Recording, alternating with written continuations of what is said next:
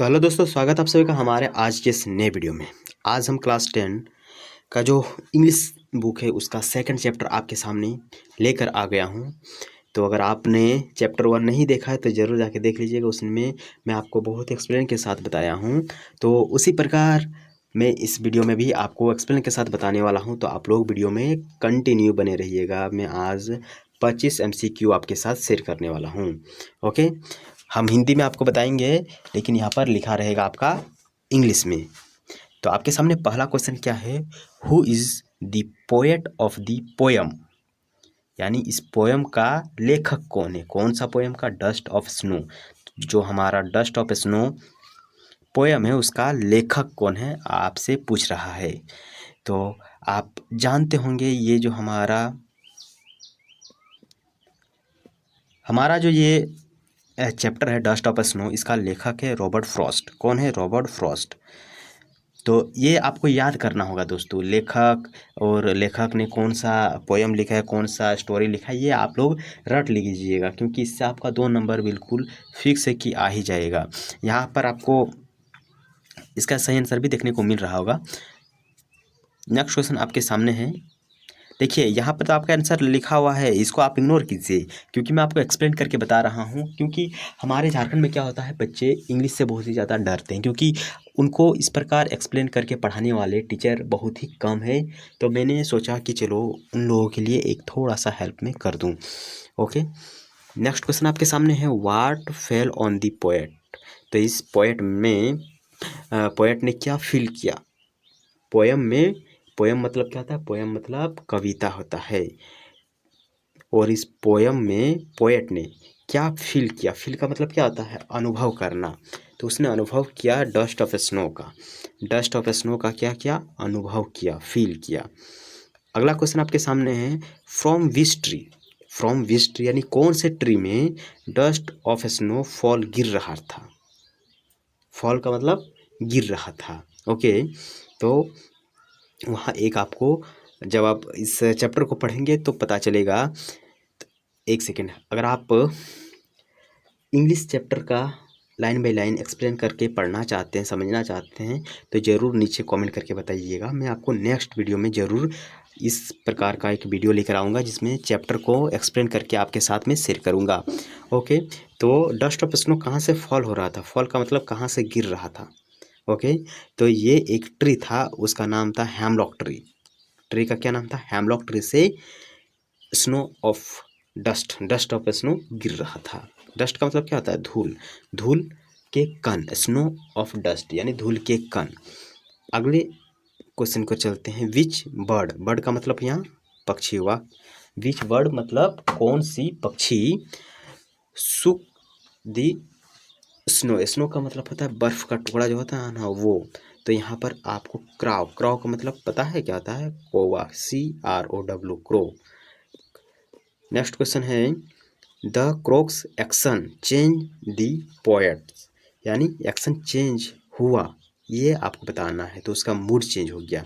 तो आपको पता है जब बारिश होता है तो हमारा मूड चेंज हो जाता है। उसी प्रकार यहाँ पर जो कौवा है यानी CROW, क्रो, तो उसका भी मूड चेंज हो गया जब इसमें स्नो को देखा। स्नो मतलब बर्फ़ के बारिश को देखा, स्नो डस्ट को देखा, मूड उसका क्या हो गया, चेंज हो गया। Option C. Next question, the poet was in a. The poet was in a, कैसा मूड में था, हैप्पी मूड में था, सैड मूड में था, प्लेफुल मूड में था। आपका भी मूड चेंज होते रहता है ना। तो इस कहानी में जो लेखक है उसका मूड कैसा था, बहुत ही सैड था, उदास था। नेक्स्ट क्वेश्चन है, the dust of snow represented. तो क्या रिप्रेजेंट करता है डस्ट ऑफ स्नो, तो a small moment of Joy. यार जो धूल के मतलब धूल जैसा जो स्नो होता है वो बहुत ही हमें जॉय यानी खुशी देता है। कश्मीर जाने का आपका सपना इसीलिए है कि वहाँ पर हम बर्फ़ गिरता है उसमें हम फ़ोटो खिंचाएंगे। तो ये एक स्मॉल मोमेंट था, डस्ट ऑफ स्नो क्या था, एक स्मॉल मोमेंट था।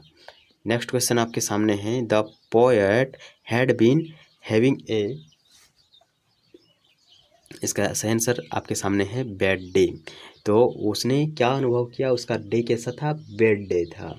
जो आदमी सैड रहेगा उसका दिन भी बुरा रहता है।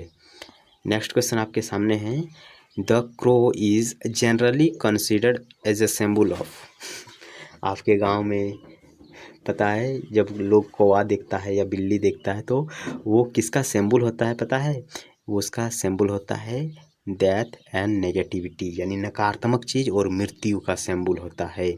तो वही बोल रहा है जो कौवा होता है वो जनरली किस चीज़ का सिंबल होता है, प्रतीक होता है, तो वो डेड एंड नेगेटिविटी की सिंबल है। Hemlock tree is usually associated with, यानी हेमलॉक जो ट्री था जहाँ से स्नो फॉल हो रहा था, स्नो गिर रहा था, वो कहाँ से एसोसिएटेड है, तो usually associate with pigeon. Pigeon का मतलब क्या होता है आप कमेंट करके बताइए। देखिए पिजन का मतलब होता है jail. The rhyme scheme of the poem is, rhyme scheme of the poem is, तो इसका सही आंसर आप रट लीजिएगा क्योंकि ये उतना कुछ खास है नहीं, आपको रटना ही पड़ेगा, A B A B A B. Okay, next है the poem has how many stanzas, तो द पोयम हाउ मैनी कितने बार स्टेंजाइज हुआ, तो एक बार स्टेंजाइज हुआ। नेक्स्ट क्वेश्चन है the poet saved some part of day from, यानी अपने उस दिन का 24 घंटा दिन होता है, उस दिन का कुछ हिस्सा तो उसका सैड में चल गया, तो कुछ हिस्सा जो है वो किस तरह वो सेव्ड करके यानी संरक्षित करके रखना चाहता है, तो इसका सही आंसर होगा ruin, RUIN। The poem primary highlights, यानी उसका मुख्य हाईलाइट क्या है इस पोयम का, इस पोयम का मुख्य हाईलाइट क्या है आपको बताना है। तो इम्पोर्टेंस ऑफ नेचर, देखिए आपका जब कभी मूड सटक जाता है, मूड आपका चेंज हो जाता है, तब आप क्या कीजिएगा, आप नेचुरल जगह में चल जाइए, आपका मूड एकदम ताज़ा ताज़ा हो जाएगा। नेक्स्ट क्वेश्चन आपके सामने है the crow's shaking snow signify, जो क्रो है यानी हमारा कौवा है, उसने shaking snow signifying a turning point, उसने पोएट यानी जो हमारा कवि है, हमारा जो कवि है उसके लाइफ में एक टर्निंग पॉइंट लाया। Okay, turning point. Next question है the poet mood change from, poet का मूड चेंज कैसे हुआ, वो आपको बताना है कि पोएट का मूड चेंज कैसे हुआ। तो सैड टू हैप्पी, वो पहले क्या था, सैड था, फिर उसका मूड कैसे हो गया, हैप्पी हो गया। ओके, नेक्स्ट क्वेश्चन आपके सामने है the dust of snow made the poet feel, कैसे उसको रिफ्रेश की तरह फील हुआ। ओके, FEE फील का मतलब क्या होता है, अनुभव करना, और एक हमने यहाँ पढ़ा था FL फेल का मतलब होता है गिरना। ओके, जो हमारा सेकंड क्वेश्चन था उसमें एक स्पेलिंग है FEL, फेल का मतलब क्या होता है, गिरना। नेक्स्ट क्वेश्चन आपके सामने है the setting of the poem is, तो पोयम में हमारा जो पोएट था वो कहाँ पर बैठा हुआ था, setting of the poem is, तो विंटर मॉर्निंग में बैठा था। कहाँ पर बैठा है, विंटर, विंटर का मतलब ठंडा, जो अभी ठंडा चल रहा है ना, वो उसको हम बोलेंगे क्या, विंटर मॉर्निंग।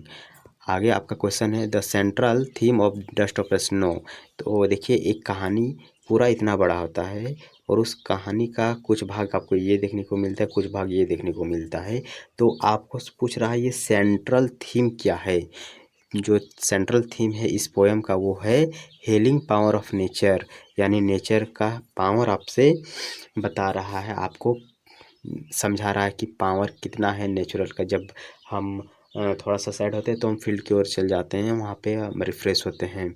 ओके, तो डस्ट ऑफ स्नो चैप्टर हमें ये बता रहा है कि जब कभी भी आप गुस्सा होते हैं, सैड होते हैं, तो आप नेचुरल जगह में चल जाइए, आप ज़रूर हैप्पी रहेंगे।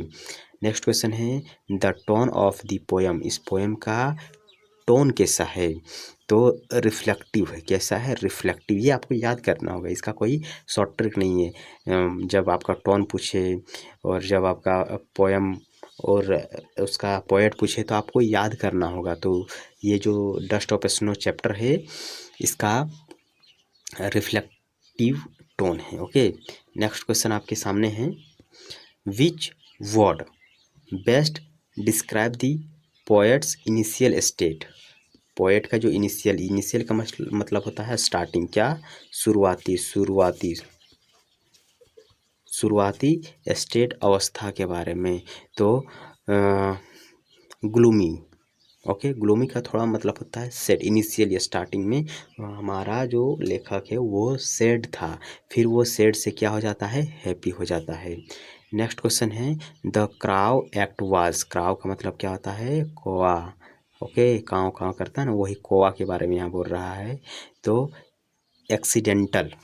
एक्सीडेंटल एक्ट वहाँ पर हुआ, वही उस हेमलॉक ट्री में था और स्नो को गिराया था, जिससे जो हमारे कवि है उसका मूड चेंज हो जाता है। नेक्स्ट क्वेश्चन है the poet implies that even.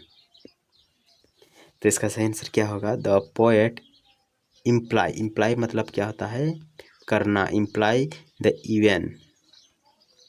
तो small incident can change life, ये इम्प्लाई कर रहा है। नेक्स्ट क्वेश्चन है द पोयम टीच अस, यानी इस पोयम इस कविता में हमें क्या सीखने को मिला है वो आपसे पूछ रहा है। तो देखिए दोस्तों, ये जो कविता है ये हमें बताता है कि वैल्यू स्मॉल जॉयफुल मोमेंट, छोटे छोटे जो मोमेंट है खुशी का, उसे भी हम अच्छा से इंजॉय करें। नेक्स्ट क्वेश्चन है the dust of snow can be interpreted as. जो dust of snow can be interpreted as symbol of hope. क्या ये सिंबल ऑफ होप है? यानी प्रतीक है। किसका प्रतीक है? होप मतलब उम्मीद का। उम्मीद का क्या है? ये प्रतीक होता है। तो ये दोस्तों हमारा 25 क्वेश्चन जो कि 12 मिनट में हमने कंप्लीट कर लिया। अगर आपको समझ में आया है तो ज़रूर एक लाइक कीजिएगा और चैनल को सब्सक्राइब कीजिएगा। मिलते हैं एक अनदर वीडियो में, तब तक के लिए जय हिंद और बाय बाय।